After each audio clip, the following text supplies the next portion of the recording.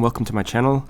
I am finally putting up the inlet install video, which the theory behind it is pretty basic. The process is tedious, so be prepared. This is going to go through all the shortcuts you think you can take, all the stuff you need to actually do, and it's a step-by-step with every single detail you will need to do this yourself. Is it worth it? Absolutely, so let's get to it.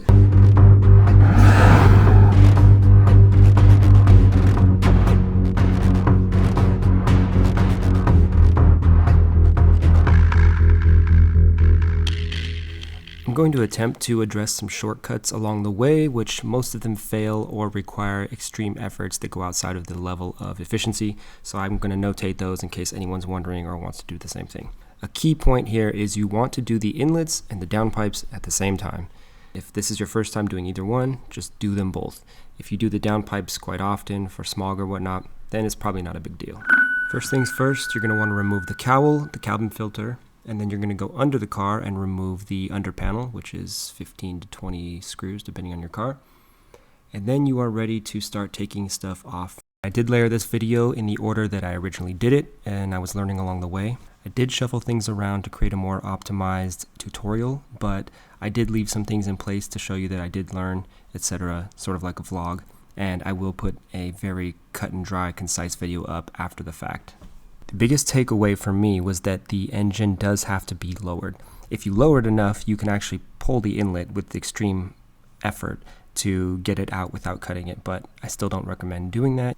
That being said, just make sure you have it in your mind that you're going to lower the subframe, lower the engine from the start, and it will make everything that much easier. I'm going to start removing the filters next.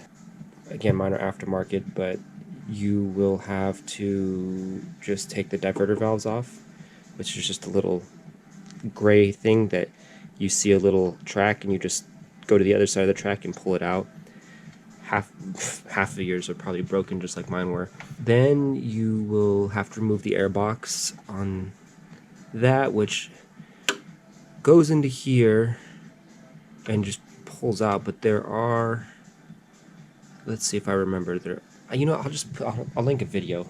I'll link a video that I did have an air box in, but I think it's just like 2 or 3 battery lines connected on a rubber bolt or a rubber bracket, and I think they're just 2 screws to take that out, and the clamps. Well, you know what? I'm gonna try to wiggle that rear inlet out without taking anything off, but if I have to, I'll take off the charge pipe. I'm going to attempt to remove those bolts. I see 2.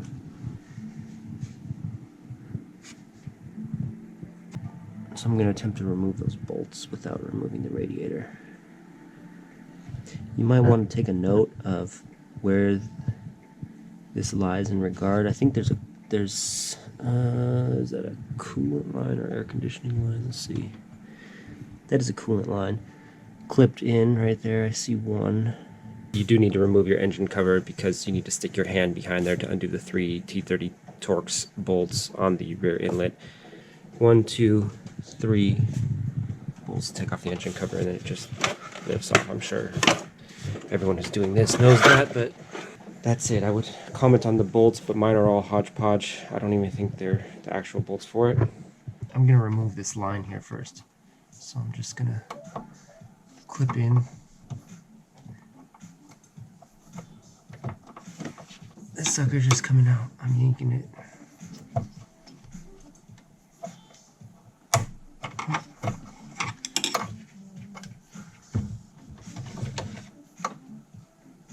That clip was so brittle, it cracked. But so be it.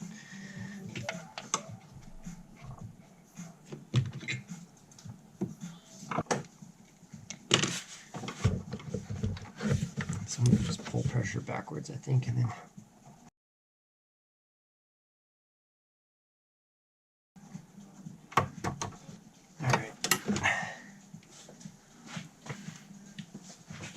so all I did was take a tiny screwdriver.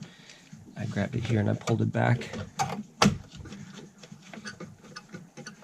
I did take the PCV valve all the way out. Same thing, you just snap it, put pressure on it that way, and then just flathead, flathead, flathead, flathead. From the top to remove the rear inlet, so I'm sticking my hand right here, and you can feel the top two bolts. If you look, one's right behind the valve cover bolt. So right here is my finger, that one right there wiggling, just literally moving it down. You can feel it. So you can see my finger right there. That's where the bolt is. That's one, and the second one's a little bit further down, kind of.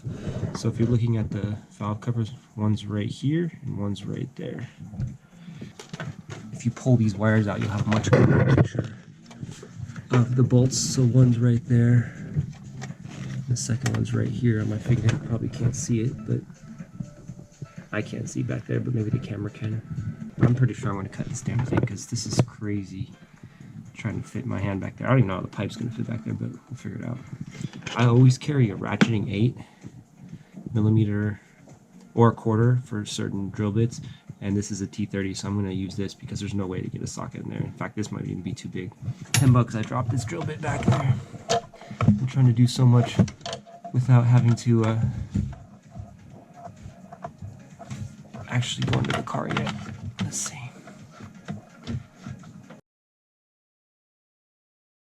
The tape will break away when I actually get it on there. But I know it's a spinning ratchet, so I can't imagine doing this without a ratcheting 8mm because this will take all day. And there are only 2 bolts on the top of that I can feel. I can't feel one on the bottom, so I think there's a bracket holding the turbo or the inlet pipe to the turbo. I think you can just bend that back, but that's probably where the third torque screw is. After multiple vice grips that are all crappy, you have to use a short bit. The other ones I have that have built-in sockets, they don't work. T30 is pretty short. What I did is I put it on there to break the bolt free. When I finally got it free, it took like 10 minutes. Then I went ahead and used the ratcheting one, and I just held the back of the bolt with my finger, the back of the bit with my finger like that, and then just loosen it. It took a while, and one's out. I have to do the other one. You're going to remove the radiator fan. There's one screw right here. I already took it out. There's this thing right here. The easiest way is to put a flathead on this side of the clip. Right there, put a flathead against that, and then pinch this right here with needle nose, and just pull gently until it comes out. When you pull it out, you're going to have to watch out for the clip right there that goes around the rubber grommet. I don't have that because mine's broken off. On the bottom here, if you have an oil cooler, there's just one screw.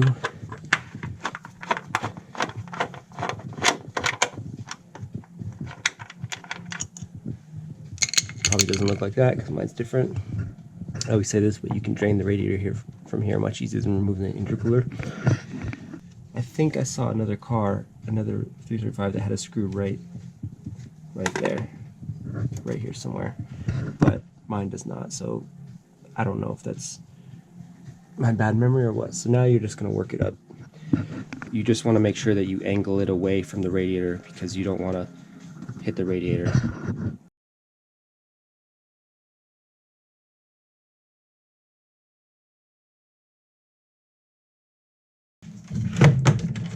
Past that little clip. Now I'm just going to pull the top back towards me while I'm getting it out, just so I don't hit the radiator.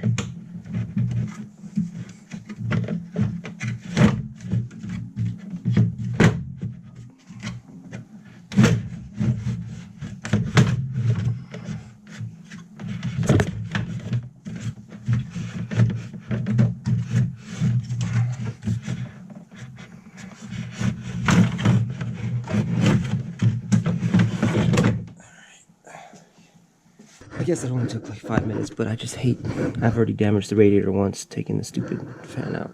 I had to get a new radiator, so these things are so sensitive. Anyhow, now I have access to the 2 screws right there. So now's a good time, if you haven't done so, is to clean your vanos. I guess I can link that. I used to have vanos codes all the time. I cleaned them and swapped them. Never had one again. I mean, knock on wood, but so now those two are extremely accessible. Now I can work with keeping some sort of brace here to have this from rubbing on the pulleys. So that's how a lot of inlets, I'm sure, are destroyed. Now you can change your intercooler too if you had it. I mean, you could do that easily from the bottom, but sometimes these clips are a pain. I had to take out my charge pipe, which will be different than yours, but basically the most important thing is, I think this is one of the T-map sensors or whatever, this sensor right here. There's a plug underneath the bottom there, and it looks like this. Let's see if I can get a flashlight. Right there, and I used my fingernail to stick in the little clasp and then just pull it out. Worst case, you can just take Allen wrenches and undo the sensor itself if you can't reach that. And then you just take a screwdriver and you pry out the clip around there. It's like a U-clip, and then you just loosen this right here. I have no diverter valves, so I just took off my blow-off valve. It was one screw. Anyways, now that that's out of the way, now I'm just going to take out the front inlet. That's what the bolts look like. Interesting.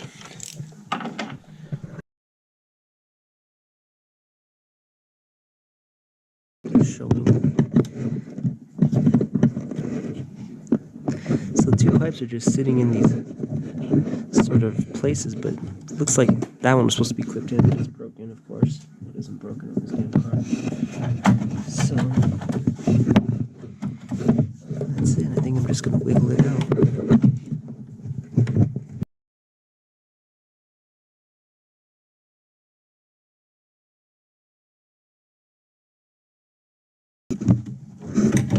It'd be ideal if I could get upwards, but I can't seem to.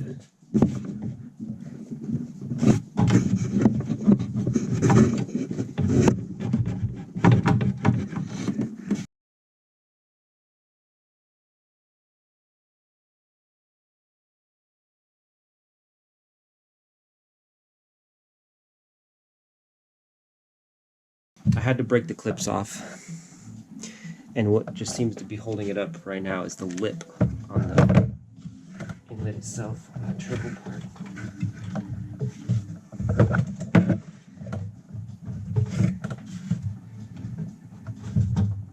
You know what? The intercooler pipe would have been better to take off. That would have been the better choice. Loosening the intercooler pipe. I'm going to tilt this thing upwards now. Yeah, there we go. So, tilting it upwards like that, and then this lip got stuck. So just try your best to maintain the integrity of that AC line. That's the worst part. Two of the clips broke off unnecessarily. Work it out. I guess cutting it might have been simpler. Yeah, so this was harder to take out than I thought. I ended up having to curve it back up through here, and that clip had to be broken off. The only way you could have done this easily is to drain the radiator and take off the top pipe right here. That would have made this piece of cake. So if you want to make this a piece of cake and keep the entire integrity of the thing, take this off. And then you gotta drain your coolant. You can drain the coolant from that part on the oil cooler right there. Here's a comparison of the old one and the new one. You can see, I mean, this thing is like a pancake. And this is obviously oval all the way around. It tapers here and there, but it's going to be a dramatic improvement. I also wish it didn't say VRSF here, because that's another giveaway for smog, but what can you do? If you don't have dual cold air intakes, this one comes with the sort of adapter plates, which are basically, I think, 2 1/4 inch pipes, which you could literally just buy a pipe and cut it, aluminum, probably be cheaper, but then you could just buy 2 cone filters, save yourself $100 or whatnot.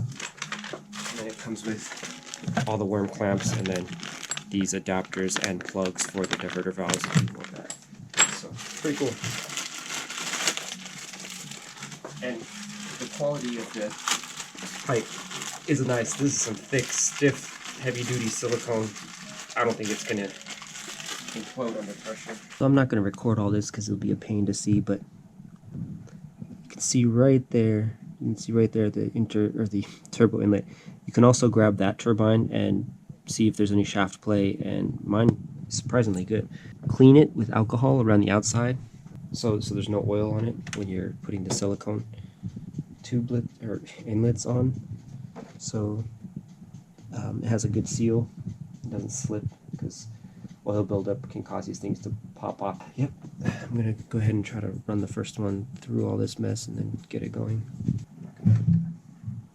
So I get it situated right. Make sure you have the correct one too. You can line them up and see what they look like to the original, but the rear one will have two little ports. Let's just see if there's an easier way by doing it like this. I doubt it, but let's see how much room is back there. Oh yeah, this will have enough give. No, let's see. Yeah, that's easier.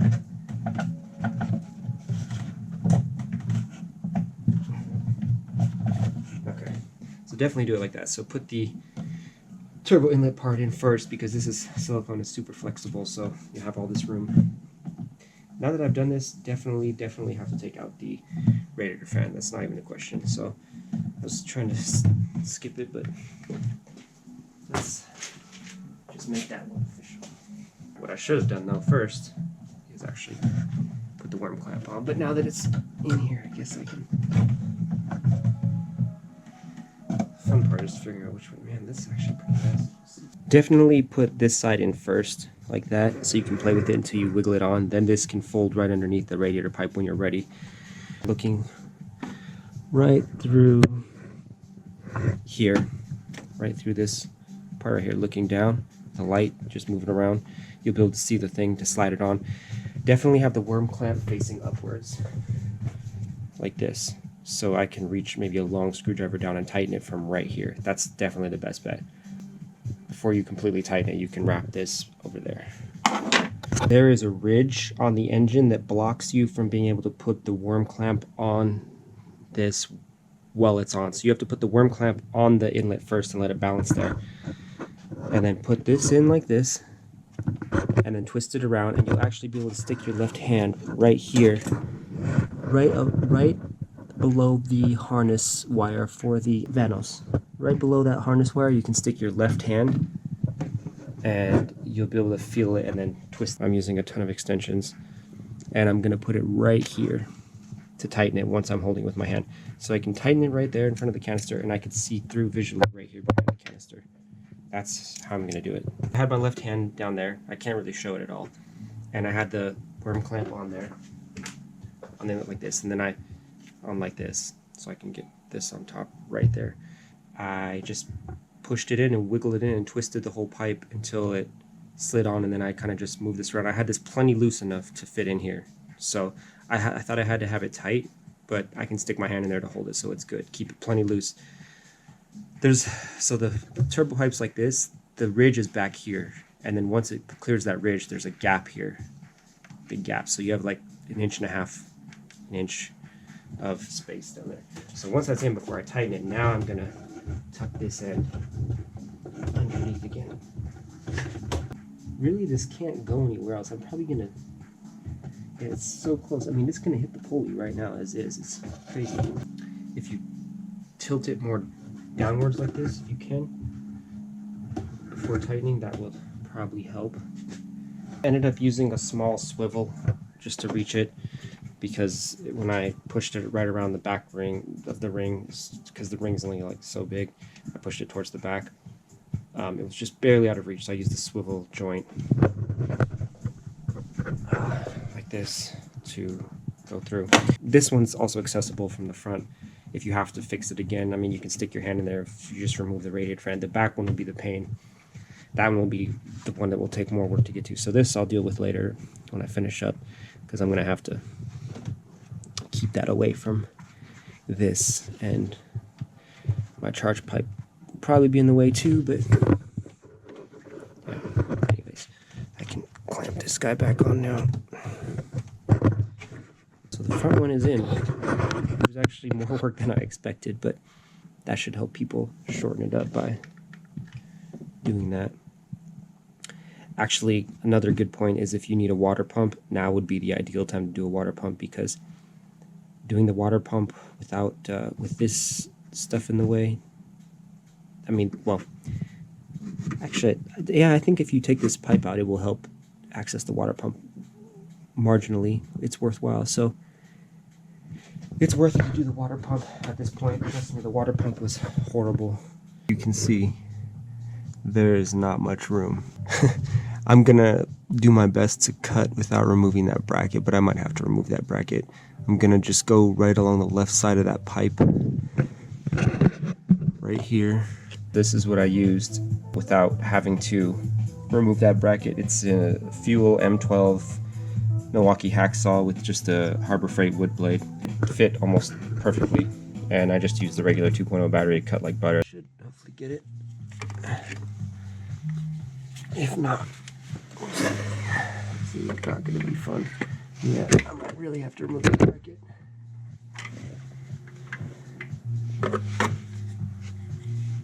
Make sure you wear safety goggles. I'm trying to see where that line goes, but the line is metal, and actually it's going right behind there.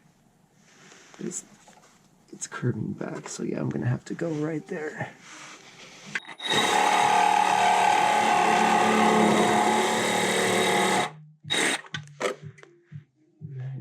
Good. No going back now.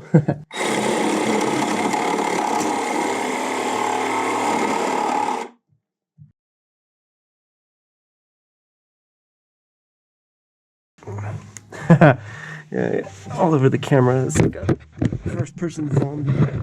That was funny. So it took me 30 seconds of cutting. My sawzall got right in there. You have to make sure that you cut parallel to that line. Do not cross that. I guess I'm sitting like this.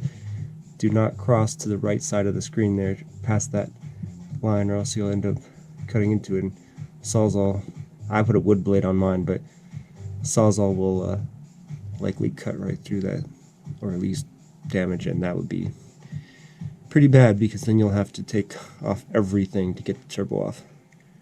It's like, nope, psych, we're not coming out today. We're staying here for life.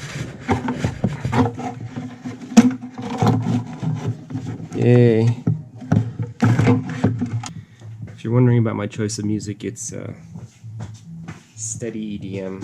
Don't ask me what the mix is, but sometimes it just works. I can see tons of space there. There's the little piece of pipe that's left.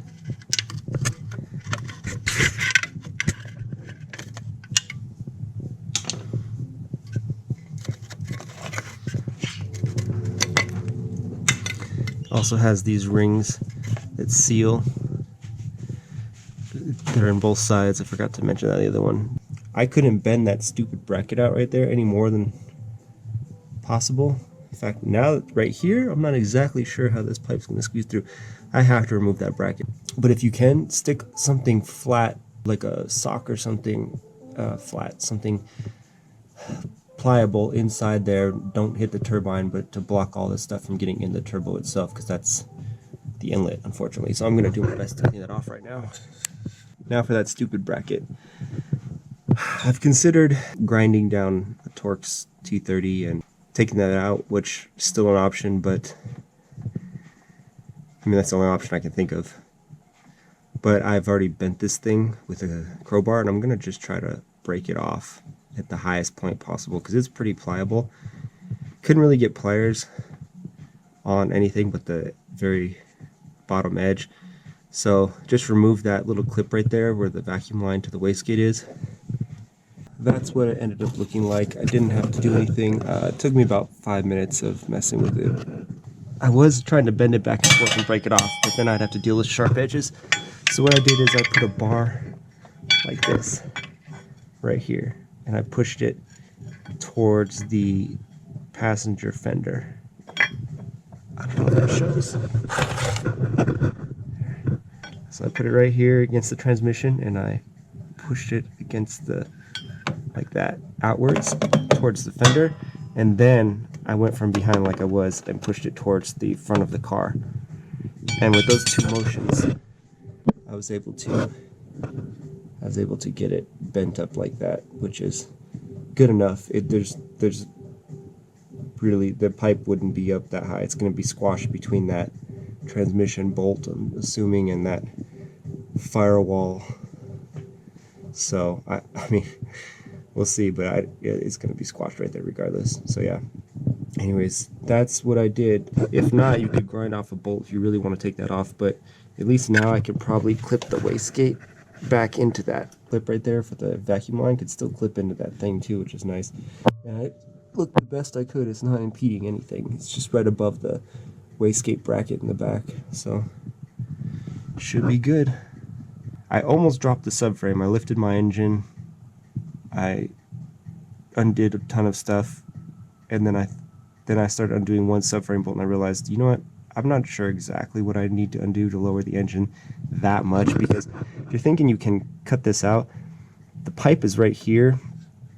You'd have to lower it many inches, at least to get right there, maybe like 5 inches. I don't know, maybe I'm exaggerating, but also I was thinking to get that stupid bolt out. So I guess I could have probably tried to salvage the pipe, but they're so cheap and affordable that there's no point. I was going to tie something right around here tight, but I'm going to attempt to slide this first with just Vaseline. I'm going to put it from here down to the bend. I feel like the bends are going to be the hardest part. But I'm not going to put it towards the edge because I'm going to have to seal that with a clamp.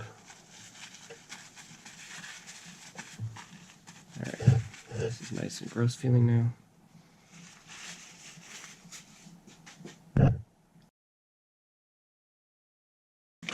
It helps having a light at the bottom shining upwards so you can kind of see where you're going. So I kind of hooked it in.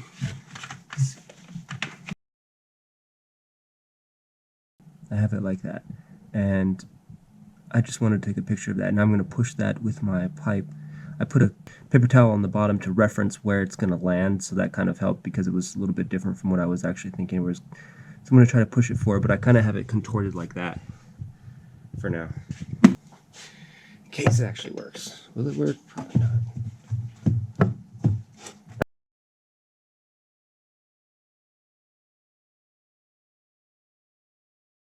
Been playing with this thing for about 5 minutes now. This is the best way I've found.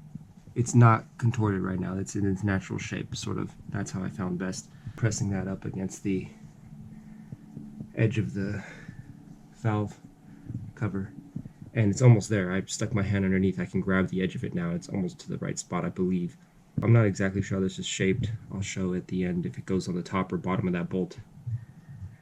I'm guessing it goes on the top and squeezes in by that bracket instead of going underneath by the transmission, but probably doesn't make sense. I'll show what I can. Just want to show a shot of how ridiculously tight this is. I officially give up. I should have done this in the first place, so now everyone can learn from my mistakes. You can use an engine support bar. I'm using an engine lift. I've done this before. I didn't remove the steering rack before to put the engine mounts on. I just need to drop the subframe and the engine a tiny bit. Only thing I did, since the radiator's already out, radiator fan, is disconnect the intercooler because that's the thing that has pressure. There's just no way around it. There are 6 bolts, I believe, and they're 80 foot-pounds torque spec. So I'm just going to go underneath and drop it. And then just make sure that you unhook the other thing I forgot to mention. There's a sensor on the brake pad or on the driver's side. Right there. So make sure you unplug this. Unplug that, because that thing won't stretch. Well, it might, but it's only got like 2 inches of play. There's one. I'm on the passenger side.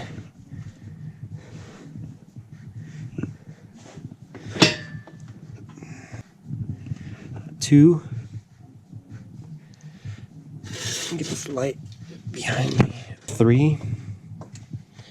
And that's it. And there's 3 on the other side in the same spot. So 1, 2, 3. And there's the same thing on the opposite side. Then just support the, well, actually, see, last time I separated the engine, held the engine up. This time I'm going to lower the engine with the support. So this is being supported by the engine on the block. But I probably will put a jack on here just because I don't feel like dying for an inlet. Here's what it looks like with the engine dropped 4 to 6 inches, I don't know. And there's still not enough room. And actually from here, I still can't tell if it's sitting on the transmission or above it. I pushed it to this point. I wanted to just document it that I cleaned with alcohol the outside and the inside and the turbine housing, just because I don't want silicone and stuff on there to slip off, because this is such a pain in the ass. Now I'm gonna put the clamp on and tighten it from here. I can't even express how little room there is to work in here. This is insane. In retrospect, I would probably take this plate off the moment I got up here, but actually I tried to break one of those bolts with an impact and it wouldn't budge. Actually, I think because I can get to the side right here, I think I'm going to put the screw facing the outside, because if I put it down, there's not a way to get in there yet. So make sure you put the screw facing this way so you can access it later.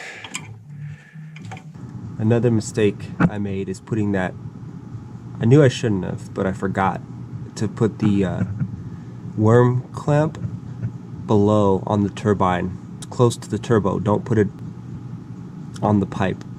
Leave it really loose. The silicone inlet was so hard to put on, I had to use a screwdriver to push it and wrap it around, and then I put my hand kind of up back here and was able to push it in, but now I have to undo this and pull it out.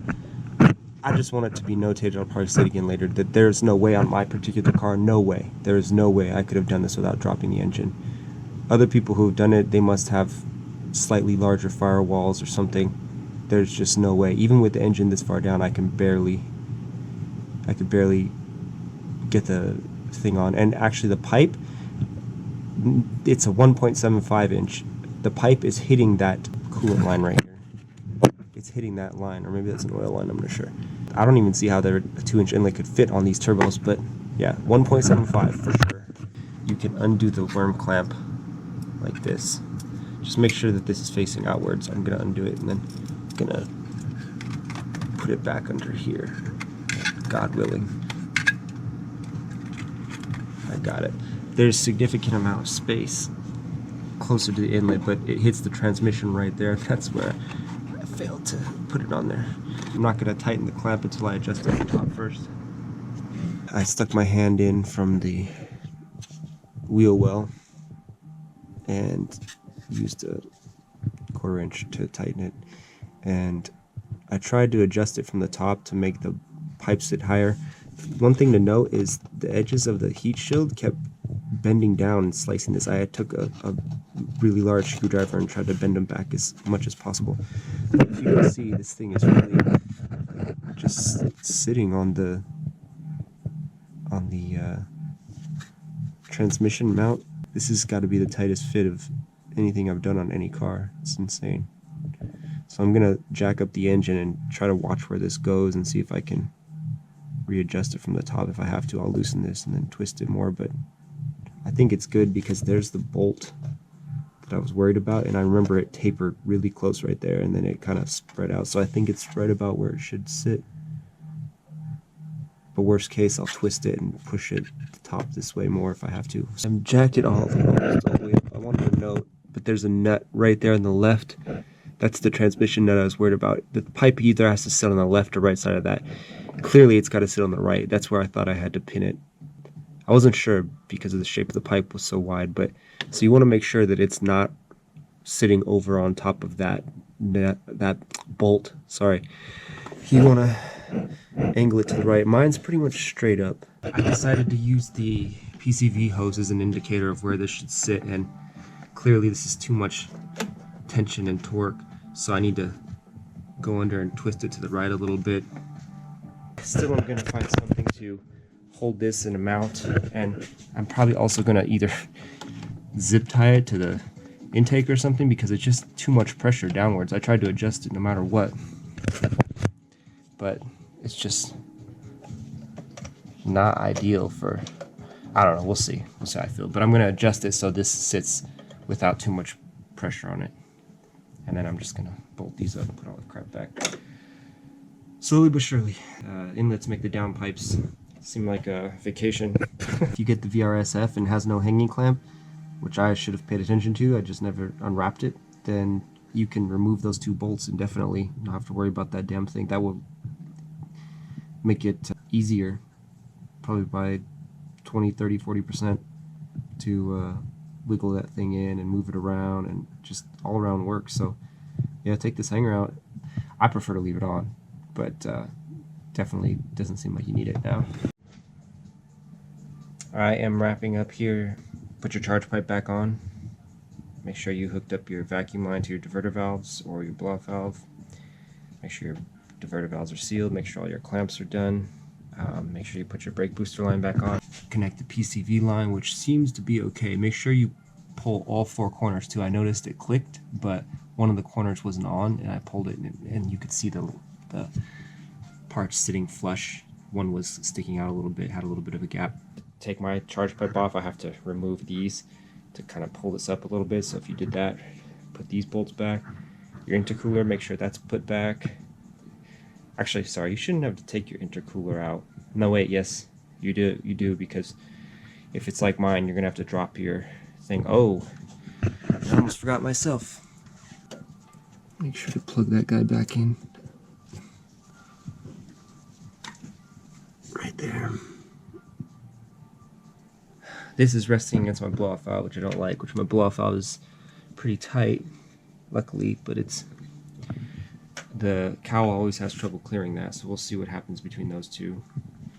And the only thing I have left to do is just figure out what to do with keeping this clear. For now, I'm probably going to have to tie it back towards the radiator fan. I just am not comfortable with it being that close. I mean, one push right there and it's going to start rubbing, and I'm going to have to put the radiator fan back, but it's just the one bolt on the bottom and the one bolt on the top. But I'm going to run it first to make sure I didn't damage my radiator, because you'll see the leaks come out. Plus I want to make sure there's not anything else that would happen, which would suck. It's probably going to smoke a bit because all the grease and oil on my hands, it's going to burn off for a few, but yeah. There's a bolt hole right there. I don't know what type of bolt it takes. It's different than the regular inlets for sure, but I bent a pipe or a piece of plate, a really thick piece of plate, so it will keep its integrity. Something like that. That will hopefully, something like that, keep the pressure, because there's a bolt hole right there. And I'm going to figure out what size it is. My guess is it's the same bolt as this, so I'm going to take that out and check, and then yeah, maybe put a plate in there, really heavy duty, that will hold it and not hit the thing. For peace of mind, I did zip tie the pipe right there to the charge pipe, but that also moves quite a bit. The radiator fan should be bolted to the radiator, and I'm going to screw it in right to that plate right there. I was going to use a zip tie, but zip ties get brittle and break, so I'm going to use a worm clamp. There is that metal line right there to the other part of the coolant line. It's right underneath the inlet, so you have to make sure that you don't wrap whatever you wrap around that too, and then tighten it, because that will be pretty bad. The easiest way I found is to,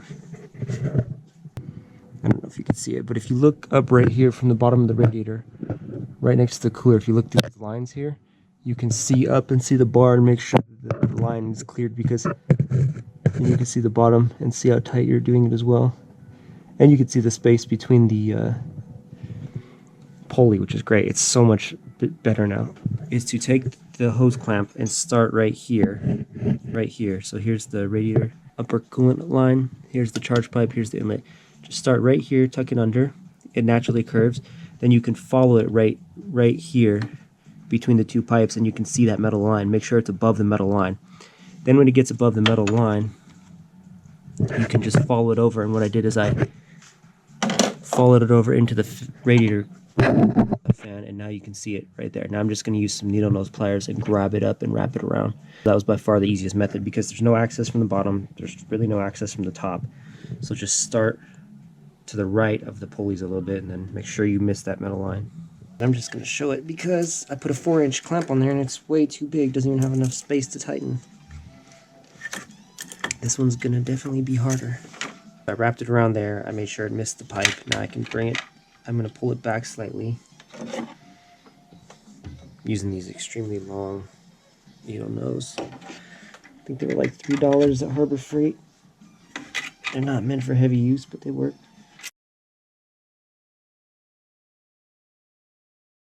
As soon as it clears, then I slide it under. Alright, there you go. Now it's in there. This one's much shorter.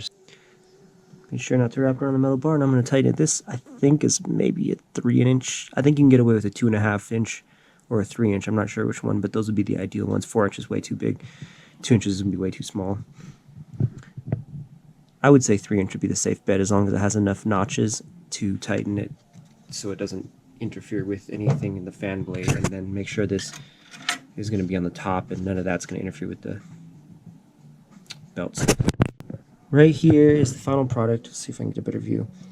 You just want to tighten. It's already super snug and there's still a little bit of slack. I don't think it shows, but I don't want to put too much tension on that plastic bar on the radiator because it's old and brittle. I situated it that, so if it slides toward the radiator, and I put it towards the edge, the outer edge facing of the radiator, because the blades taper outwards towards the edges, so there's a lot more space in case that nub does slide. Also, it's right in the middle of that pulley pretty much, so it's nowhere near the belt line. And the excess, you can cut it, but mine's pretty close to perfect, so I'm going to leave it. And it is, I mean, it is so solid, it's not going anywhere.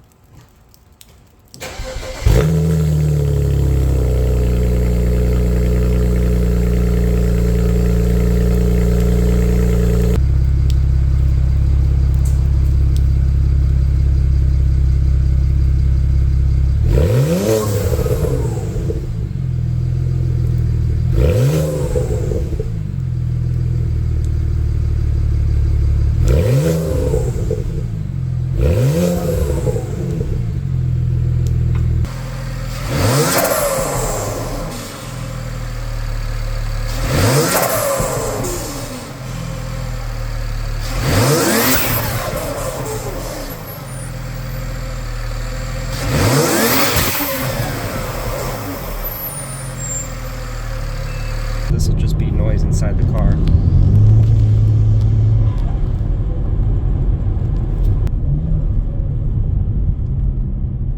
There's no droning, there's no anything. It almost sounds identical. You can hear the turbo spool up. That's the only major difference so far.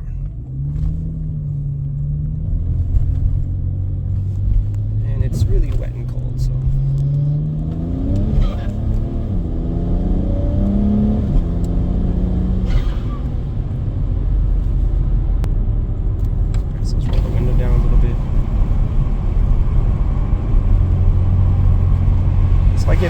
If I'm giving it half gas, it's still pretty prominent, at least the noise.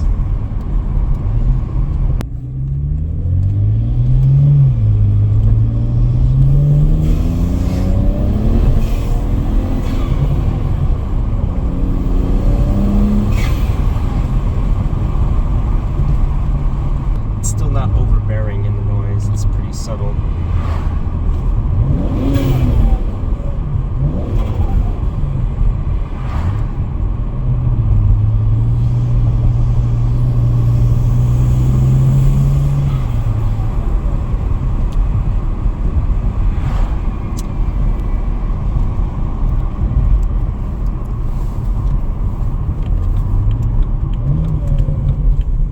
Record this. This is pretty crazy. This is a turn signal, and I know BMW drivers don't know what this is. Should definitely notate that on the video.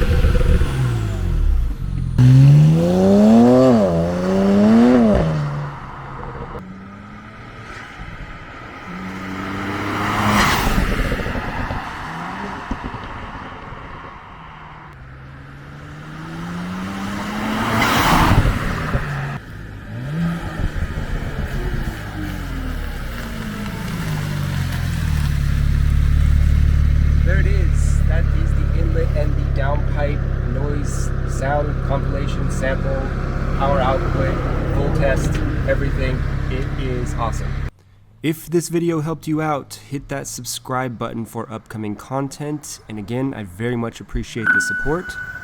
If there's something specific that you're looking for next, I may already have it done, so let me know in the comments, and that may be my next video.